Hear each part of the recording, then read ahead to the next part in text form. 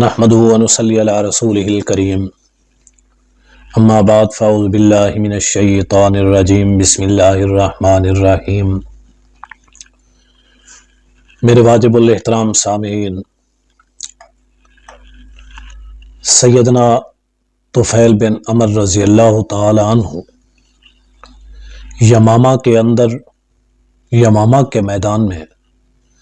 مسلمہ کذاب کے خلاف لڑتے ہوئے ختم نبوت کے معاملے پر اپنی جان کا نذرانہ پیش کرتے ہوئے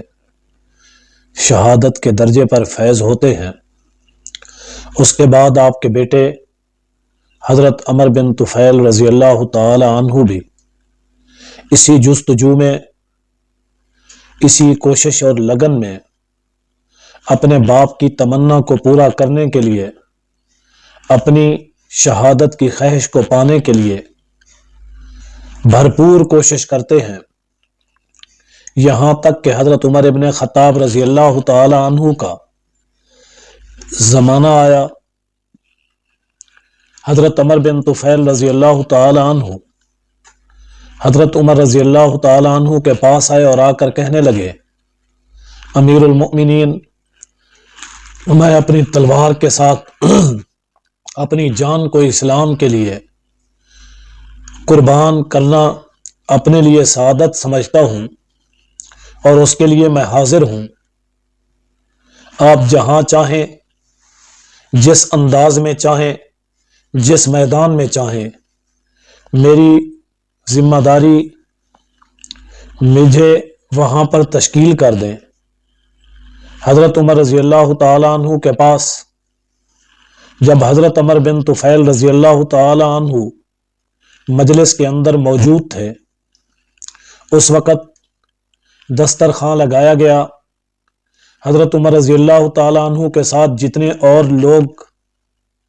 محفل مجلس کے اندر موجود تھے وہ سب دسترخوان کی طرف بلائے گئے، لیکن حضرت عمر بن طفیل رضی اللہ تعالی عنہ دسترخوان پر کھانے کے لیے نہیں آئے، وہ ایک طرف ہٹ کر بیٹھ گئے۔ حضرت عمر رضی اللہ تعالی عنہ نے جب یہ منظر دیکھا کہ سب اس طرف آئے لیکن عمر بن طفیل اس طرف نہیں آئے، تو آپ نے فرمایا کہ اے عمر، آپ کس لیے کھانے میں شریک نہیں ہوئے؟ شاید کہ تم اپنے کٹے ہوئے ہاتھ کی وجہ سے شرمندہ ہو اور اسی شرمندگی کی وجہ سے کھانے میں شریک نہیں ہوئے۔ حضرت عمر بن طفیل رضی اللہ تعالی عنہ نے فرمایا، اجل یا امیر المؤمنین، جی ہاں امیر المؤمنین، یہی بات ہے۔ یہ سن کر حضرت عمر رضی اللہ تعالی عنہ نے فرمایا، اللہ کی قسم، جب تک تم اپنا کٹا ہوا ہاتھ اس کھانے میں نہیں ڈالو گے میں کھانا نہیں چکھوں گا۔ اللہ کی قسم، اس مجلس میں تمہارے سوا کسی کو یہ مقام اور مرتبہ حاصل نہیں ہے کہ جس کے جسم کا کوئی حصہ، کوئی عضو اس سے پہلے جنت کے اندر داخل ہو گیا ہو۔ حضرت عمر بن طفیل رضی اللہ تعالی عنہ آپ کی یہ بات سن کر کھانے میں شریک ہوئے، لیکن انہوں نے ہر ایک میدان کے اندر اپنے باپ کی طرح بہادری اور جرت کے ساتھ دشمن کا مقابلہ کیا اور اپنے باپ کی اس خواب کی تعبیر کو تلاش کرتے رہے، یہاں تک کہ جب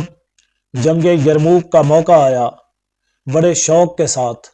بڑے ذوق کے ساتھ اس کے اندر شریک ہوئے، بڑی جرت اور بہادری کے ساتھ لڑے، دشمن کا مقابلہ کیا اور اسی مقابلہ کرتے ہوئے دشمن کو ناکوں چنے چبوائے۔ اسلام کے پرچم کو بلند کرنے کے لیے انہوں نے اپنے باپ کے نقش قدم پر چلتے ہوئے اسلام کے دفاع کے لیے، اسلام کے نام کو بلند کرنے کے لیے انہوں نے اپنی جان کا نذرانہ پیش کیا۔ اللہ تعالی حضرت طفیل بن عمر رضی اللہ تعالی عنہ اور اسی طرح آپ کے بیٹے حضرت عمر بن طفیل رضی اللہ تعالی عنہ، یعنی ان دونوں صاحبان کو اللہ تعالی جنت الفردوس میں اعلیٰ مقام نصیب فرمائے اور ہمارے لیے ان شخصیات کو ذریعہ نجات کا سبب بنائے